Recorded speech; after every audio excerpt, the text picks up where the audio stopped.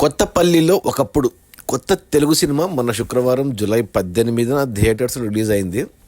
ఈ సినిమా చూడడానికి కారణం, ఈ సినిమాని మన రానా దగ్గుబాటి ప్రమోట్ చేశాడు. ఈ సినిమాకి ప్రజెంటర్గా ఉన్నాడు.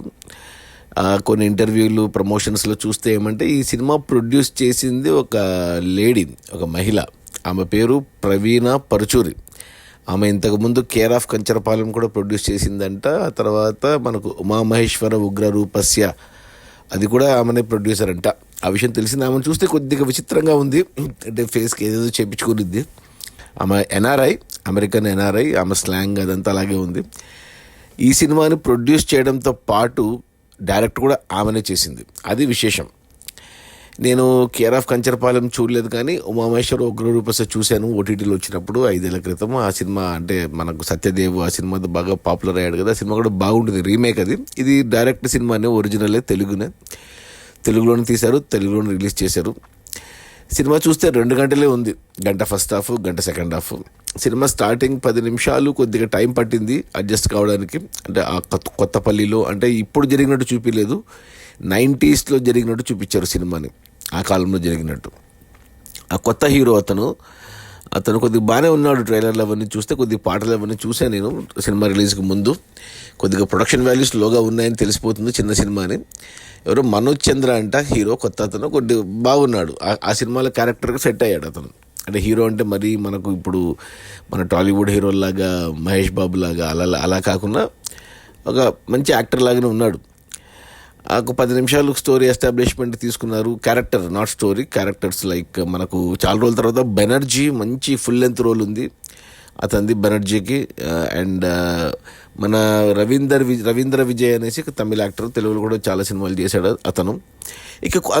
మిగతా అందరూ కొత్త వాళ్ళే. ప్లస్ ఈ సినిమాని ప్రొడ్యూస్ చేసి డైరెక్ట్ చేసిన ప్రవీణ పరుచూరి కూడా ఒక క్యారెక్టర్ వేసింది ఆ అమ్మాయి కూడా. సో ఇలా మొదటి 10 నిమిషాల తర్వాత మెయిన్ ఇక హీరోకి హీరోయిన్ కూడా కొత్త అమ్మాయి, వాళ్ళిద్దరి లవ్ ట్రాక్ ఒక 20 నిమిషాలు తీసుకున్నారు. ఆ పాట నాకు కొద్దిగా ఇంట్రెస్టింగ్గా అనిపించింది, నచ్చింది. అంటే హీరోయిన్తో హీరో రికార్డింగ్ డ్యాన్స్ చేయాలనేసి మధ్యన ఒక మీడియేటర్ లాగా ఇంకో అమ్మాయిని, ఒక నల్లగా ఉన్న అమ్మాయితో రాయబారాలు. అక్కడ కొంచెం రాయబారాల దగ్గర కొద్దిగా ఈ బాత్రూమ్ సీన్లు ఎందుకు పెడతారో నాకు అర్థం కాదు. చాలా ఇరిటేషన్ వచ్చింది, చూడలేకపోయా బాత్రూమ్ సీను. ఇక మిగతాదంతా బాగుంది. ఎస్పెషల్ ఆ సాంగ్ ఏదైతే ఉందో, డాన్స్, ఆ అమ్మాయి హీరోయిన్తో వేసిన ఆ పాట నచ్చింది నాకు. అంతకుముందు హీరోది ఒక పాట పెట్టారు, అది అనవసరంగా వచ్చింది ఆ పాట. హీరోయిన్ గురించి హీరో పాడడం కట్ సాంగ్ లాగా వచ్చింది అది. బట్ రెండో పాట అయితే నచ్చింది. ఒక అరగంట సినిమా తర్వాత ఏంటి అసలు కథ ఏంటి అని వెయిట్ చేస్తున్నా. ఏంటి అసలు కాన్ఫ్లిక్ట్ ఏంటి? సరే, అన్ని క్యారెక్టర్లు వచ్చాయి. హీరోకి హీరోయిన్ మధ్యన హీరో ట్రై చేస్తున్నాడు లవ్ కోసం, అంతా ఉంది అన్నప్పుడు మనకు ఇంటర్వెల్ బ్యాంక్ ముందు అసలు కాన్ఫ్లిక్ట్ ఏంటి, అసలు కథ ఏంటి, దేనికోసం అన్నట్టు ఒక మంచి ట్విస్ట్ పెట్టారు. అది ఎక్స్పెక్ట్ చేయలేదు ఆ ట్విస్ట్ బాగుంది. అది మనకు రవీంద్ర విజయ్ క్యారెక్టర్ నుంచి వచ్చింది. సో ఫస్ట్ హాఫ్ చూస్తే ఒక 3 పాటలు, అంటే ఒక మధ్యన ఈ ఇంటర్వెల్ కంటే ముందు ఒక ఐటమ్ సాంగ్ కూడా పెట్టుకున్నారు సినిమాలో. ఆ ఐటమ్ సాంగ్ కూడా యూట్యూబ్లో చూశాను.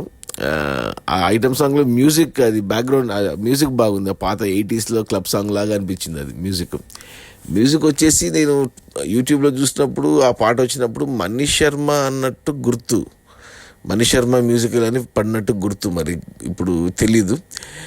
సో మొత్తానికి ఫస్ట్ హాఫ్లో 3 పాటలు ఉన్నాయి. అందులో ఒక పాట నచ్చింది, హీరోయిన్ డ్యాన్స్ చేసిన సాంగ్ నాకు.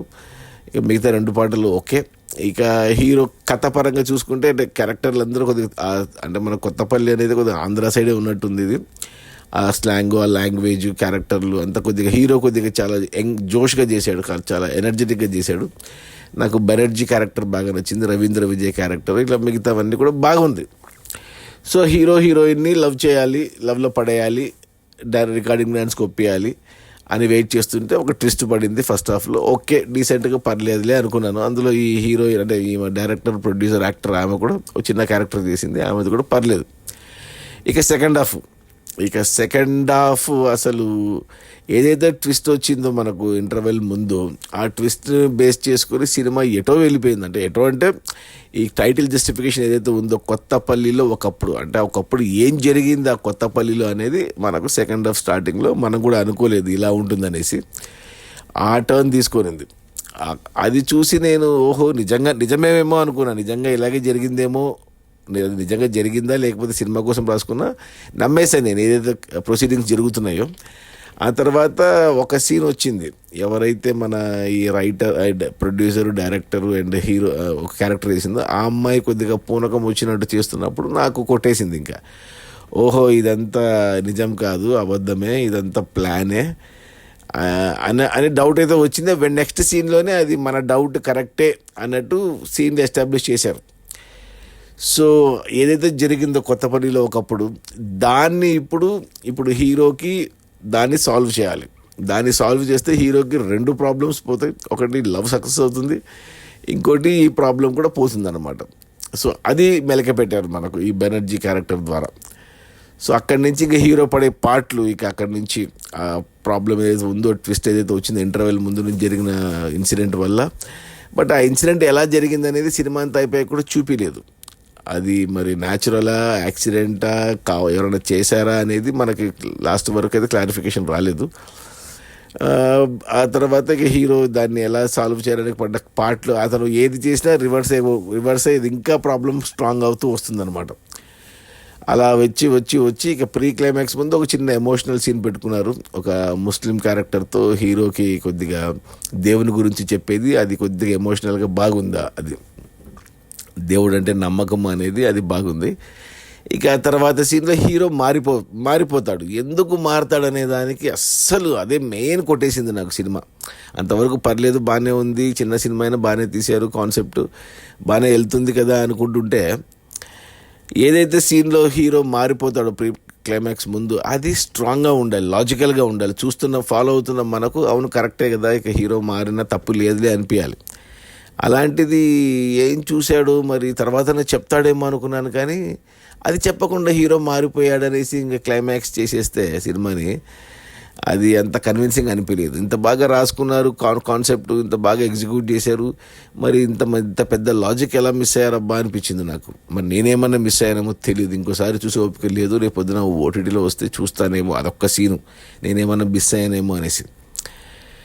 సో అంతే, సినిమా అయితే ఓకే, చూడొచ్చు ఒకసారి. అంటే థియేటర్లో వెళ్ళి చూడాల్సినంత అంటే లేదు, అవసరం లేదు, కానీ ఓటీటీలో వస్తే ఒకసారి లుక్ వేయచ్చు, ఫ్యామిలీతో కూడా చూడొచ్చు, నో ప్రాబ్లం. చిన్న సినిమాని 2 గంటలే, అచ్చ తెలుగు సినిమా, మాటలు పాటలు అన్నీ బాగున్నాయి. సెకండ్ హాఫ్లో పాటలు ఏం లేవు.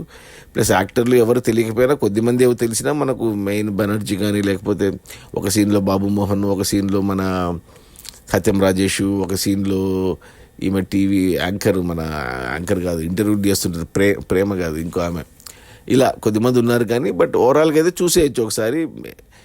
ఏదైతే ఉందో అంటే చెప్పాను కదా, హీరో మారడం అనేది నాకు అర్థం కాలేదు మరి. సో నా రేటింగ్ వచ్చి ఓకే అంటాను, 2/5. సో థియేటర్స్లో ఉంది, బట్ ఇంకా ఈ బుధవారం వరకే ఉంటుంది థియేటర్లో. గురువారం హరిహర వీరమల్ల వస్తుంది కాబట్టి ఇక వెళ్ళిపోతుంది. ఓటీటీకి త్వరగానే రావచ్చు ఈ సినిమా. ఓటీటీలో వస్తే చూసేయండి, ఫ్యామిలీతో కూడా చూడొచ్చు, నో ప్రాబ్లం. నా రేటింగ్ వచ్చి 2/5. Okay, bye.